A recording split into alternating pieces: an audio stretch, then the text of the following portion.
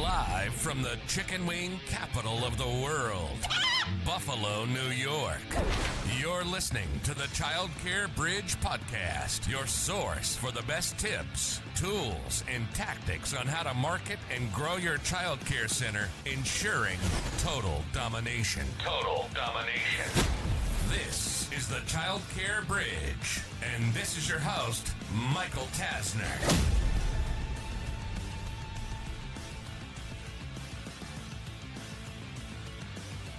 Hey there, and welcome to this week's episode of the Childcare Bridge. Today's topic is all about standing out and differentiation.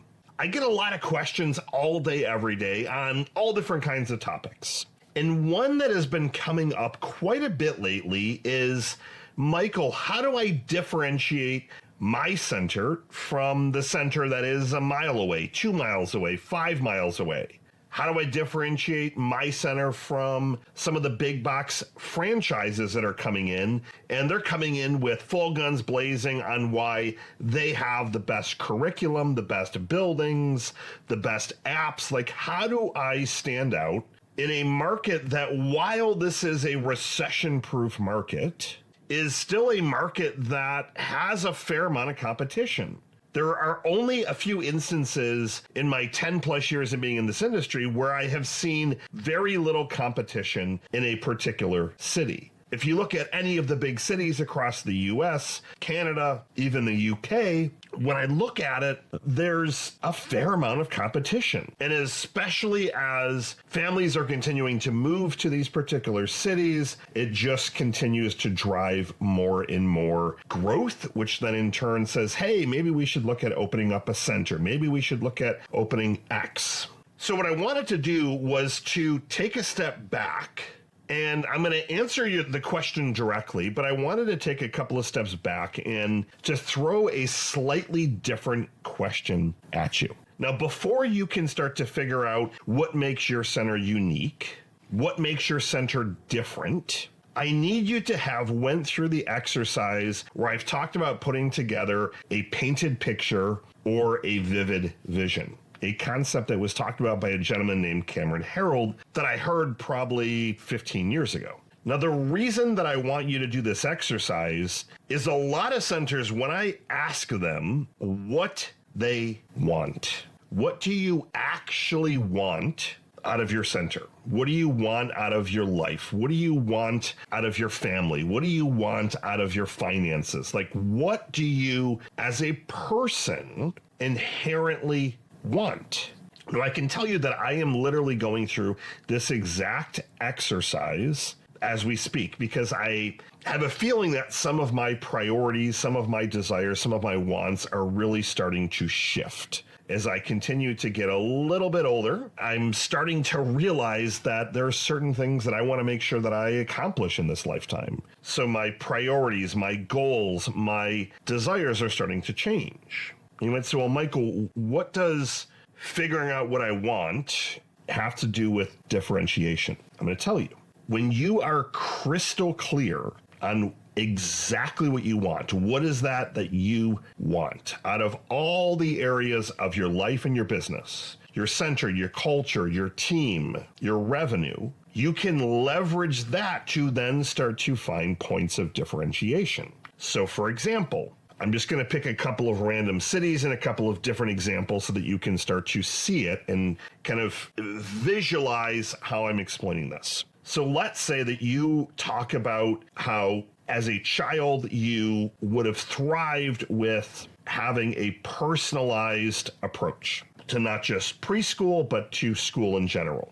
And then later in life, as you had kids, you wanted to make sure that you were able to give that exact same experience to your kids and to other kids that may not learn in a very black and white linear fashion. So you started a Montessori school. And as you start to then talk about the vivid vision and the painted picture, okay, I want to build this into whether it's one location, multiple locations, you start to flush that out. But the Montessori aspect, the core story aspect, is what then starts to lead to differentiation.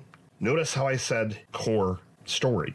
Now, when you look at things from a black and white perspective, you can differentiate based on the type of center you are. Montessori versus non-Montessori, faith-based versus non-faith-based. Goddard has all of their standards and the Goddard name. Kids Are Kids has theirs. Children's Lighthouse has theirs. They have their standards and they're saying, well, that's how we differentiate ourselves. They're differentiating off of name, off of their curriculum. But when you really start to boil it down, there is a story to these different brands, but it's a lot easier as a smaller entity for you to start to tell your story and to then leverage that as a point of differentiation on your website, in your tours, in your marketing. So if you're going head-to-head against another center that you're Montessori, they're not, great. You already have that piece differentiated. But let's say the parent is a little bit impartial. They may not have heard of a Montessori school.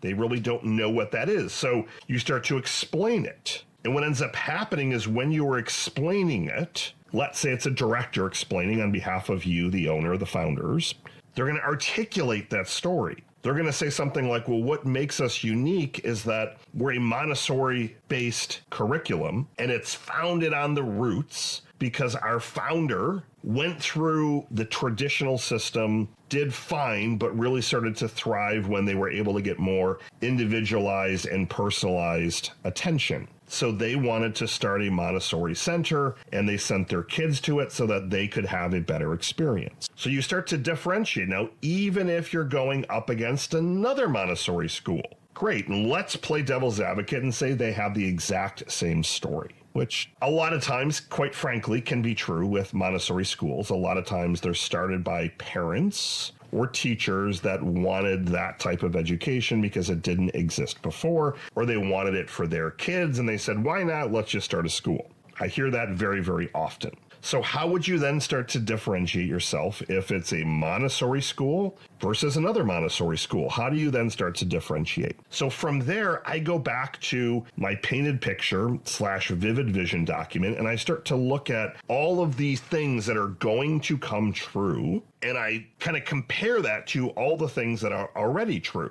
So if you have this document and you're saying, well, we want to be talked about in the press and media, we want to have all of this particular equipment, we want to have every one of our teachers Montessori certified, we want to actually go over and study where Montessori was formed and founded and be able to study with some of the original people. I guess original is a little bit dated, but like people that have been involved, I guess, from the beginning, from Maria Montessori. So you start to look at those points and you start to jot some notes down. Okay, great. So all of our teachers are certified here. We have a certain type of food. Everything is 100% organic. You write down all of the little things. Details matter. And what I found is that those details then start to stack.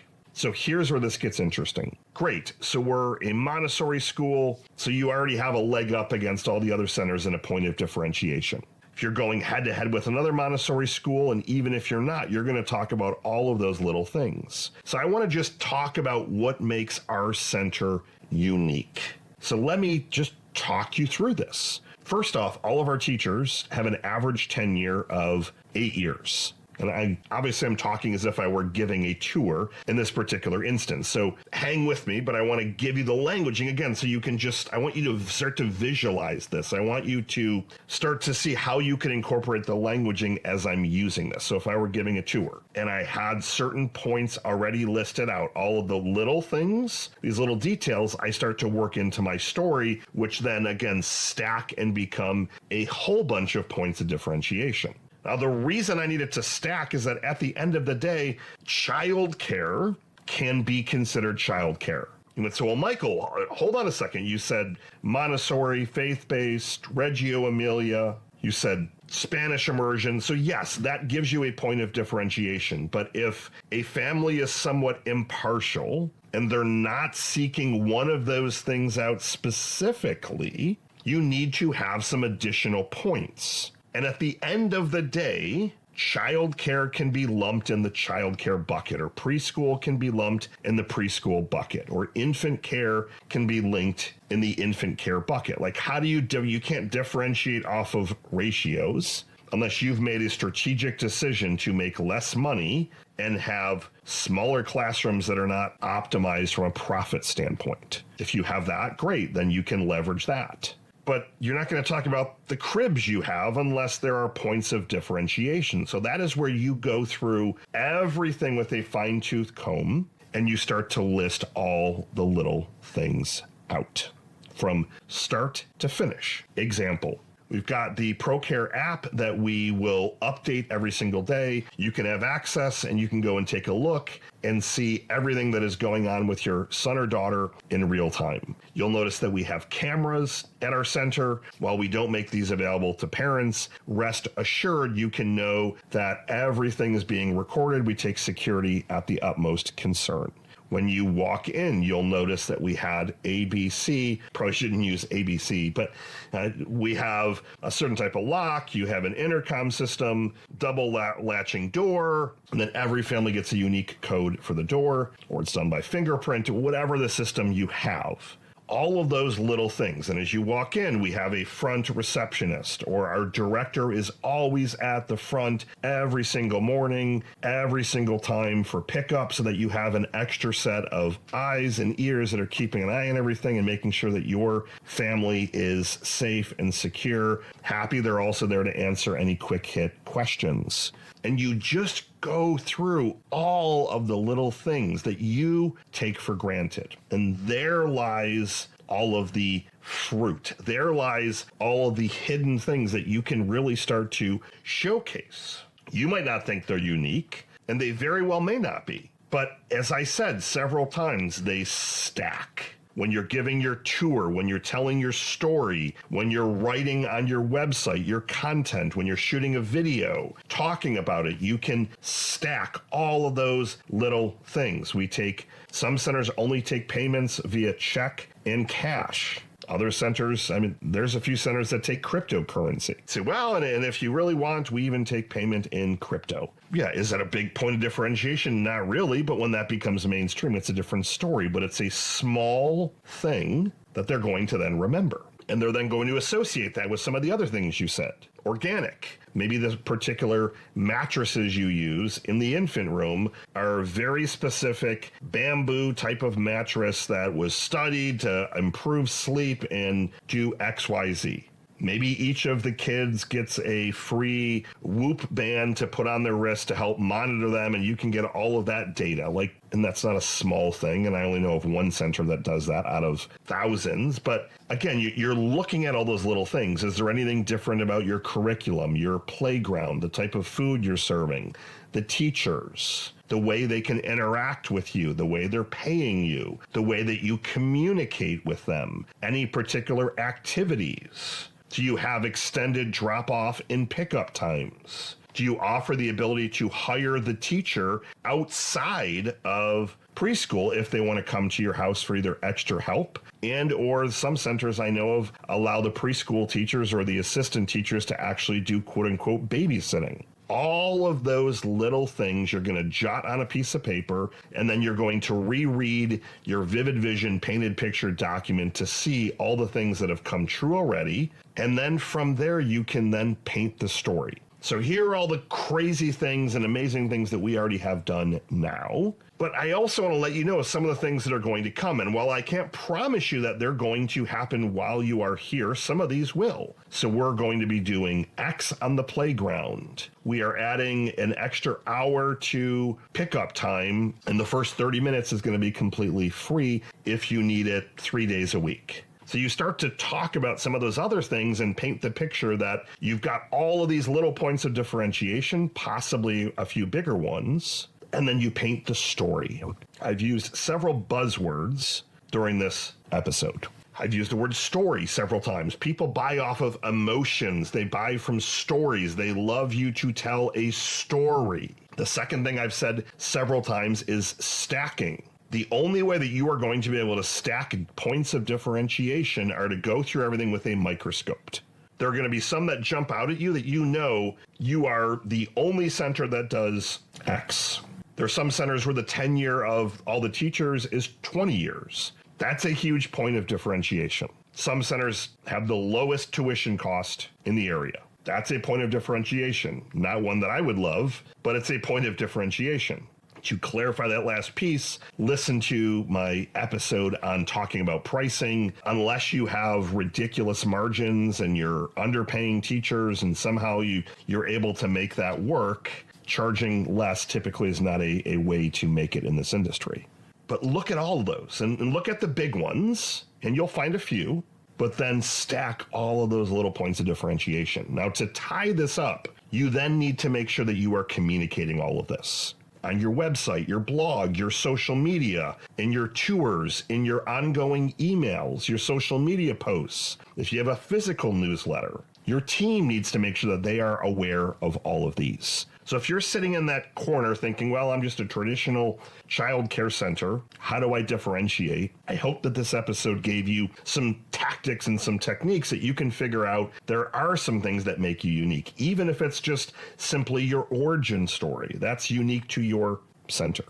Get out there, start differentiating, and you will continue to drive more enrollments and make more money. Michael Tasner signing off. Good morning, good afternoon, and good night. See you next week.